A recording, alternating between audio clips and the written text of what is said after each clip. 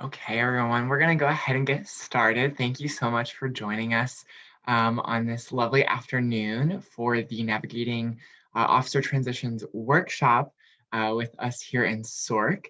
I'm going to pull up my screen real quick to the PowerPoint so that y'all have this visual. You should be able to see it.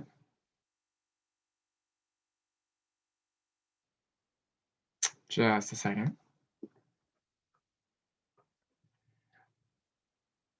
And let me plug in my hotspot real quick just to ensure that we have adequate connection throughout. Okay. So, like I said, welcome to this workshop at the end of March on navigating effective officer transitions with the folks here in SORC. We're so glad you could join us. And I mentioned this already for folks who have joined us, but this workshop is being recorded. So if you don't want to be a part of the recording, feel free to turn off your microphone and camera. But we will be making this available on YouTube, and we can send out the PowerPoint presentation as well so that you all can reference it once the workshop has concluded. So we always like to start our workshops here in SORC with a land acknowledgement, and we think that it's extremely important now more than ever, especially because we're not in community with one another. And so folks may be across the country, across the state, or they may be right here in College Park. And so we always like to start our meetings with a land acknowledgement. So I'll read this verbatim, and then we'll give you a resource to the map that we use so that you can use in your student organization meetings.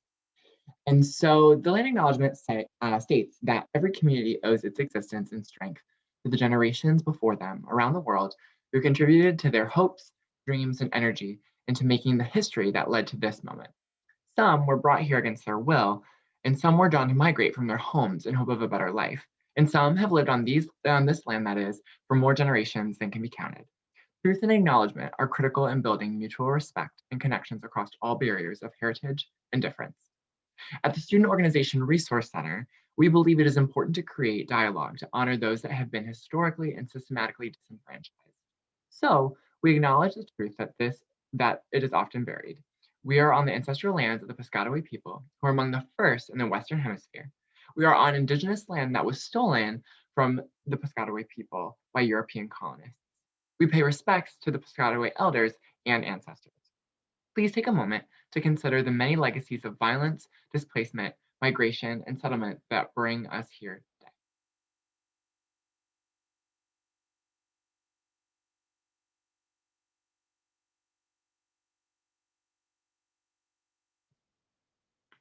And as you're taking that moment for reflection, this is the map, and I believe my colleague Foster, who's on the call with us, dropped the link in the chat.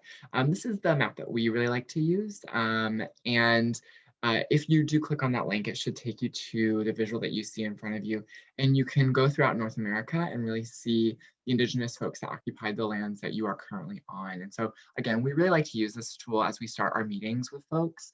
We encourage our students to do the same. So who is SORC? We're going to tell you a little bit about us before I turn it over to my colleague Foster to get us started with the presentation. But SORC is comprised of 3 different professional staff members. Ashley Veneman there in the middle of that image is our manager for student organization development. Foster, who is the full-time coordinator, is on the left, and he also works with student org development. And then myself, there on the right. I am the graduate assistant and will be leaving. So there will actually be a new graduate assistant coming in, a new face next semester for these workshops.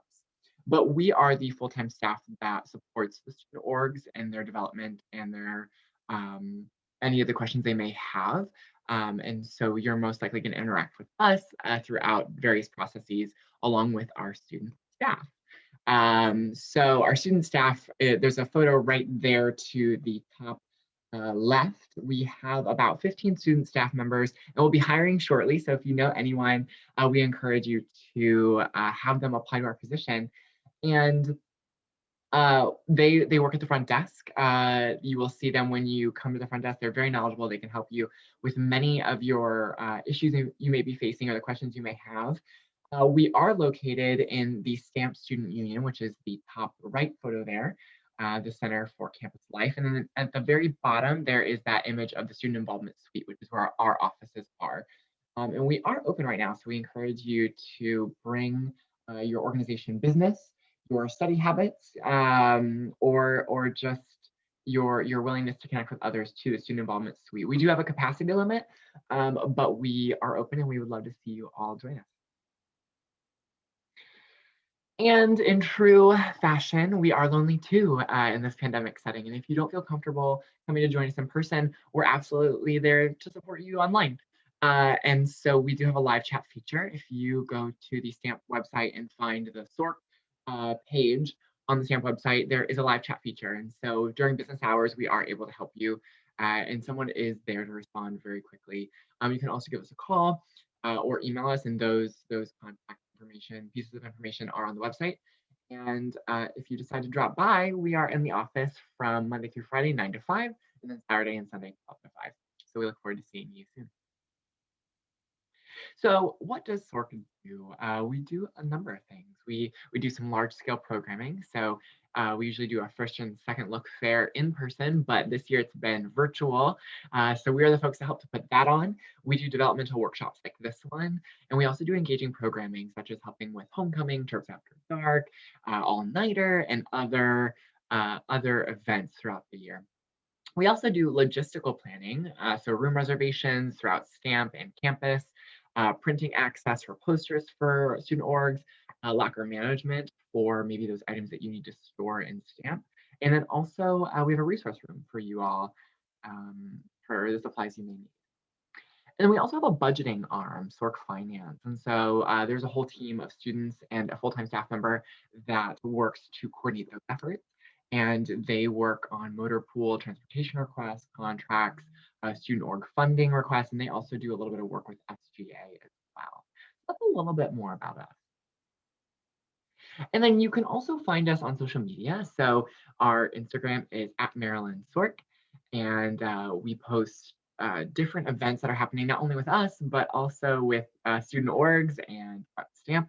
We encourage you to follow us there for the most up-to-date information that we are providing. You can find more information about us as well at stamp.umd.edu. And then right there on the left is The Word with SORK. It is our weekly newsletter that comes out Tuesday afternoons.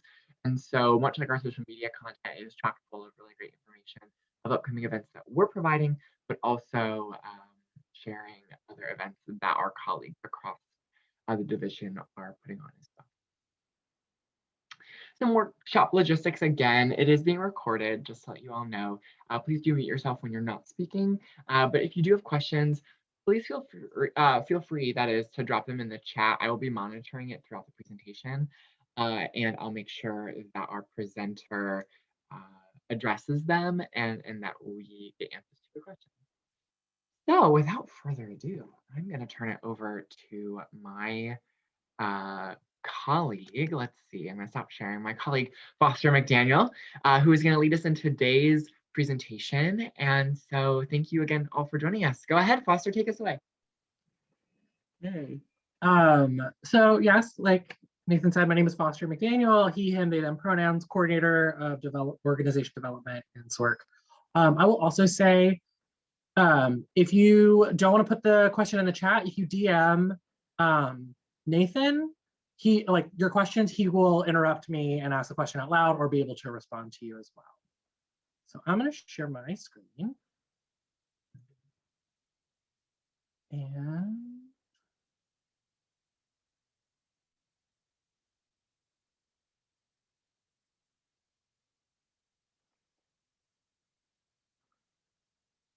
oop, that is incorrect. You would think I would know what I'm doing by now, but you know, a master's degree can't stop me.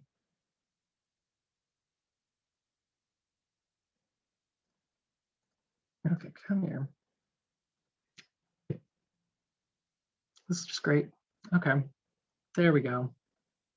So this is navigating officer transitions. Hopefully it's effective, and hopefully it is something that y'all will have a lot to take away with. Just so you know what we're going to go over, we're going to go over some effective communication, because transition is all about communication. We want to do some TripLink 101 stuff, general to-dos, and our re-registration. So up first is communication, documents and forms. So I say communication is key for transition. Why? Because you're just literally telling someone else like what has been going on and how and what needs to kind of happen to make sure just like the basics get done. And so one of those basics is document. So document, document, document, document, document. Literally any kind of document that you have, compile them together and make sure that you're passing them over to the next advisor, the next president, treasurer, whoever's taking over whatever position it is. What are the documents that they need? So what are some of the most important documents? Number one, your member roster, making sure that that's up to date, making sure that you have it consistent. Your constitution, know where it is, know where your living, breathing one is, know where your one for SORC is. EMS access, just making sure that the president emails EMS saying that you can have it, and you're going through the protocols to get the EMS access so you can reserve rooms and stamp. Marketing requests, survey results, program proposals, everything that you've kind of done for the past year, year and a half, 6 months, 2 days, whatever your timeline is that you've been in a position, making sure that you're just taking those documents and passing them on. Understanding what needs to be written down. Things like passwords or kind of like the important functions of your organization, goals, all of that. What processes do you need to complete?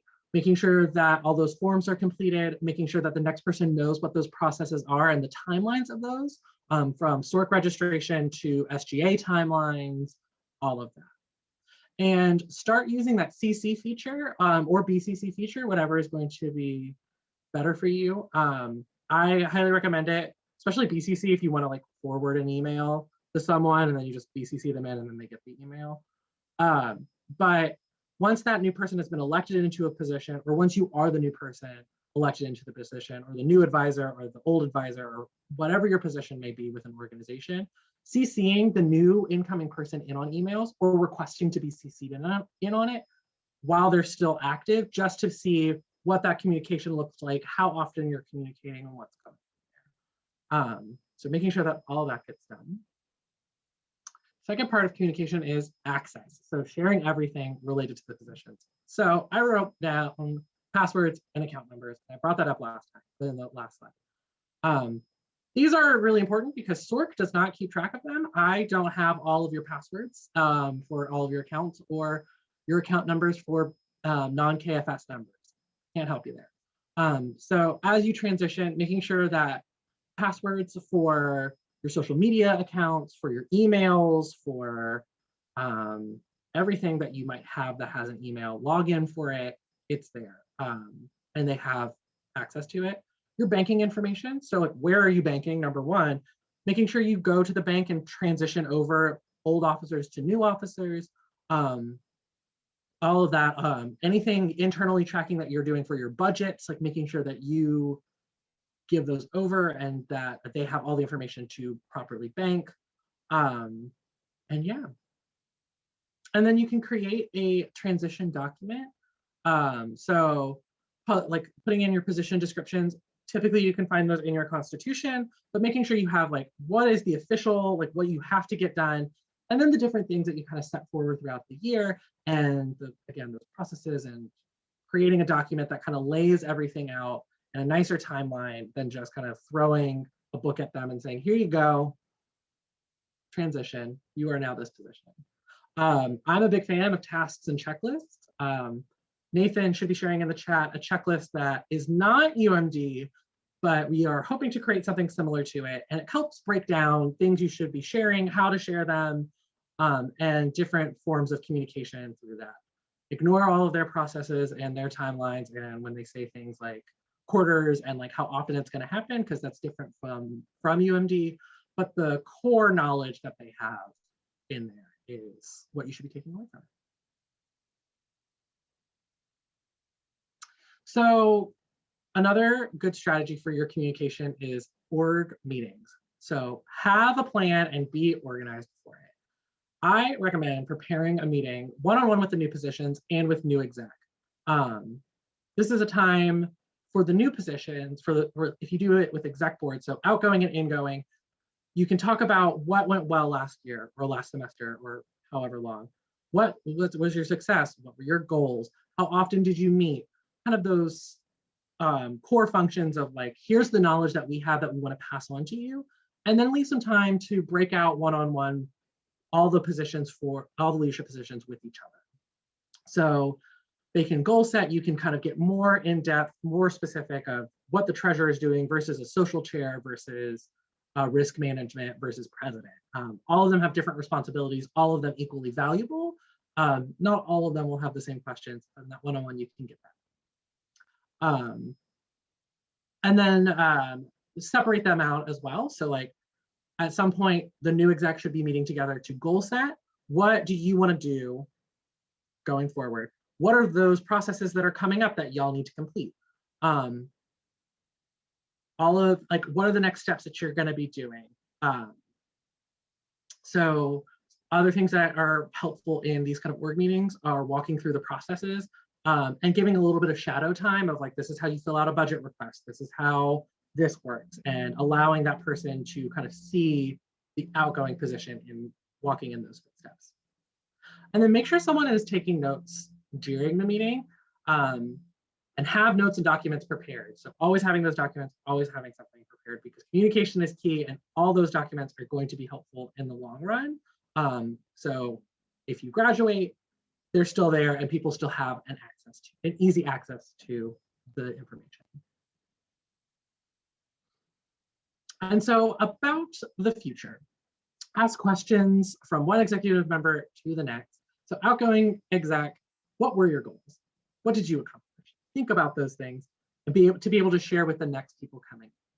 It's really helpful because some of those goals might be the same. Some of them might be like, yeah, no, that is not our goal. Like we do not want to do that, and that's okay. But sharing what you were working on and how you wanted the organization to grow and continue to exist. An incoming exec, and what are your goals? What do you want to accomplish? Listening to what that old exec had, they have the experience, they have the time under their belt of being in these positions. So those are important to know, but what are yours? Like you are now taking on this organization. It is your responsibility to make sure it stays up to date, active, and still going. So what do you want to do? And it can be anything as long as it doesn't break policies here at UMD. And then you want to set expectation, timelines, deadlines, respect, delegation, all of the things. Any kind of expectation or boundary of how you want to run this organization is going to help manage not only your time in the position later on, but manage your time as you're figuring out what's going on in this position.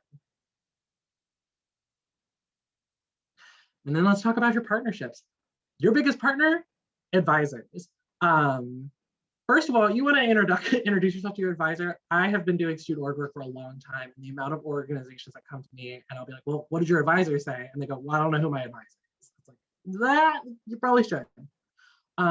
So meet in person or virtually, or go online via email. Reach out to them, say like, I'm this person, I'm the new, whatever your position is, to get in contact to kind of at least establish a line of connection to them and a line of communication to them. Ask them straight up, are they still willing to be your primary advisor? If they're not, that's okay. First of all, come to SOAR, let us know, because we might be able to help point you in the right direction, or at least like walk you through what like you can look for in an advisor. And if they are, that's great. Then you don't have to worry about that. And then you can send them the advisor agreement when we get to registration. And then share contact information and that expectation of how you want to be contacted with. So when you set those expectations, it's a two-way street. So how often do you want to be in contact with them? Do you want to meet weekly? Do you want to meet once a month? Do you not want to meet at all? I don't recommend that, but I recommend like being in contact with your advisor on a regular basis. But what is going to be the best for you and for the advisor? Is it okay that they call you? Is it okay? Do you only want to use Slack or GroupMe? Is email the only way you're going to do it? Setting those expectations before you. And as the advisor, they should be setting expectations on you. How often should you be contacting them? Why should you be contacting them? And all of those sorts of things. Like compromising on both of them, because if the advisor's like never contact me, you need to contact them. So working with them to find that appropriate communication line on both ends. And if it's not the right fit, that's okay. You can find another advisor. You can have multiple advisors if you would like, but we do need at least one for SOAR.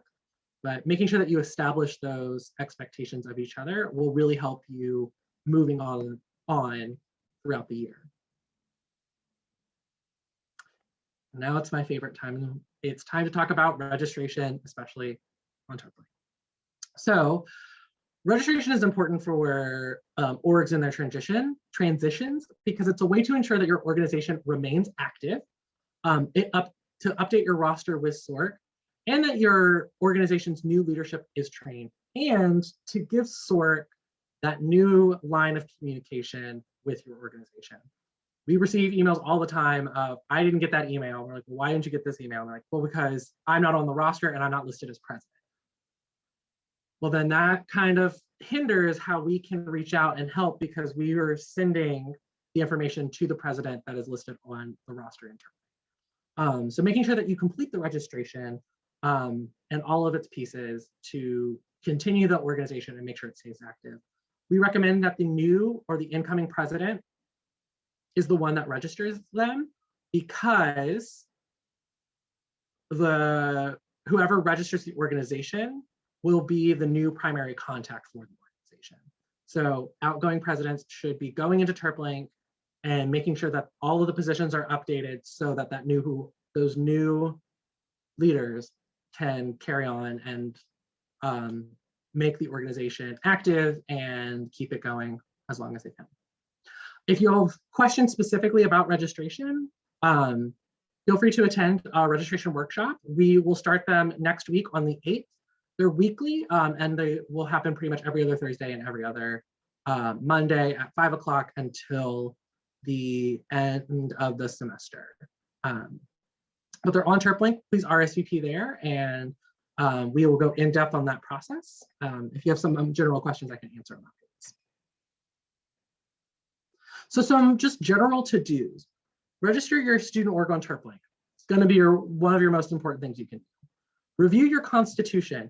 Is it updated? When was the last time you updated it? Are those position descriptions exactly how you want them? Like, do you want the advisor to be doing this? Do you want the president to be doing these things? What is that looking like? And making sure that you look at that constitution, you're like, yep, that is how we want to run this organization. Update your roster and make sure that people accept Turplink invitations. Upload any necessary documents to Turplink. So all the documents that I talked about earlier, you can go into Turplink and add them there. So anyone that has access to those documents, which would only be members of the organization, and you can set specific positions to only be able to see certain things.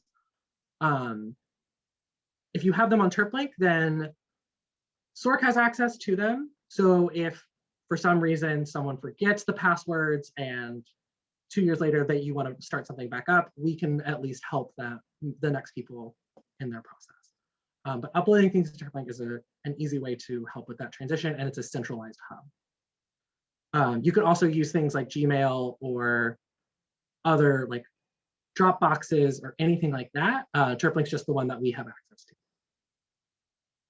And then you can obtain a bank letter from SOAR Finance to start a transfer of your off-campus bank account. If you have an off-campus bank account, you will need to make sure that the new officers have access to it, which would mean getting a new bank letter. Information on how to do that is on the SOAR Finance website. Our general timeline, registration and re-registration has opened up on March 22nd, but will close on June 3rd. June 7th, SOAR will begin to freeze all unregistered student organizations. So if you submit a registration and it doesn't get approved, then you will be frozen. Frozen organizations do not receive the same benefits of being a student organization. So they can't have access to SGA funding or reserve spaces or anything like that. So make sure you register. We'll have the first Look Fair registration open in August, and then in September, we'll have the first Look Fair, and workshops like this will continue on. And so you'll be able to, so your new leadership can continue in their transition, learning about positions and learning about leadership from us. And that is it. I typically go pretty quickly through presentations. So if you have any questions, if I explained everything perfectly, that's great. That'll be a first, but. Now, of course, depending on your organization, there's going to be a lot of different nuance, right, of maybe how you approach, if you're a new org, there's going to be a lot more to do, right, than if you're a returning org or whatnot. So, you know, definitely reach out if you have questions. But are there any questions, or is there any clarity that we can provide to you right now while we're with you all? I don't have any questions. This was super helpful. I'm the graduate advisor for MGC, and so I just wanted to see kind of what information you all are providing the students. I encourage them to come, but none of them are here, so I'll continue. I do see that you all had, I think, some other ones, and I'll continue to encourage them to just come to the SOAR workshops, the registration one. But I don't have any questions right now, and I do need to get to another meeting. So, no problem. I would just say, like, really do encourage them to like meet with each other and at least like talk about like what their positions do with the next people. Like, right. I talk about it a lot, but like that is the easiest way to transition to like, and then passing over like, here are all the passwords and things. Actually sitting down to be like, this is what I do as such a helpful piece in that. Yes, yes, sounds good. Thank you so much for all those tips. Thank you. Thank you for joining. Yeah.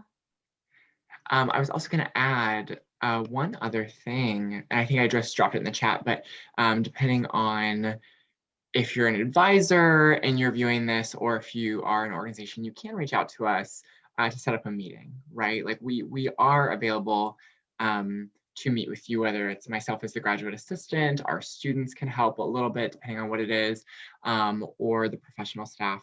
We can help if you really need to sit down and talk with someone and really work it out. Are there any other questions that maybe folks might have? Regarding what would you have for, I guess, like encouraging members of your org to apply for leadership? Because sometimes I think like maybe positions, like the higher they are, the more intimidating it can be, and then turnover like is really hard if you don't have enough people. So I just want to ask about that. Sure, that's a great question. Yeah, it can be super intimidating. Are you currently, what position do you hold currently? I'm president. Okay, so yeah, there's a lot that goes on with president, because yeah, it's just a lot, especially and like there's a lot.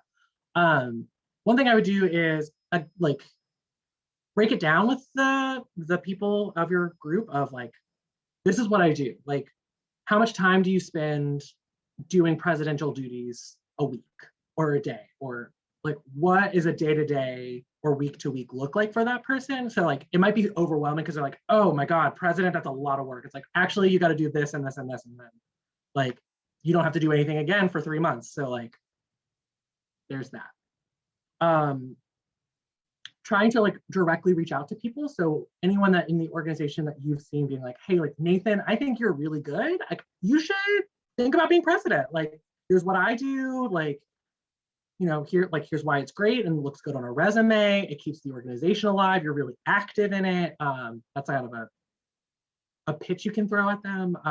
But like reaching out and like directly saying, hey, member, you should be president, treasurer, social chair, jester, whatever positions you have, because blah, blah, blah, blah. And that will really help bring those people in. And then even if you like, don't want to like sit at a meeting and be like, this is what I do every day. Host info sessions for yourself of like, come like, hey, everyone that I told that should be president, come talk to me and I will tell you what it takes to be president, what you have to do. So yeah, those are just a few things I can think of. Yeah, if you're a smaller org, I think sometimes it's even more challenging, right? To either recruit or to get folks to step into those positions. It's a little like, oh no, we're a small org. If no one steps in, who's going to take over? So I think no matter the size of the org, I would identify early a potential leader, right? Or someone who you think would be really beneficial in that role, whether it's you as president identifying someone who you think would be a good president, or you as treasurer identifying someone who you think would be good. And then really kind of, if you don't have several people interested in the position, I would kind of cultivate that relationship over the academic year and be like, I think you'd be really good for this. And here's maybe, what it looks like. And do you want to help me along the way in my process this year so that you're more familiar with it as you transition into the role next year? So I think that's a good way to get folks to not be so overwhelmed by the position, but to really get people on board early. I hope that helps to answer your question. Got it. Thank you. And then one last question is not related to the position, but just SORC next year. I know like some of your services, like the printing and kind of like the room booking wasn't available this year. Will those be like reopening next year? I think it's probably going to be. Honestly, I can't give you a guarantee. That's like everything is like up in the air still. We don't know what the university is going to be doing for the fall, what our guidelines are going to be. So like space reservation is kind of hard because like we have to have gathering sizes and but as soon as we kind of know more, we'll put, like I would check our follow us on social media and check our I forgot the words. Check our website because that's where we're going to put most of our information. Okay, got it. Thank you. No problem. And again, if you have any other questions about transitioning or what have you, feel free to reach out to us. Yeah, I think that's all the questions I had for today. Perfect. Thank you. Well, thank you again for joining us, everyone. And we look forward to seeing you at the next workshop. Bye. Take care, everyone.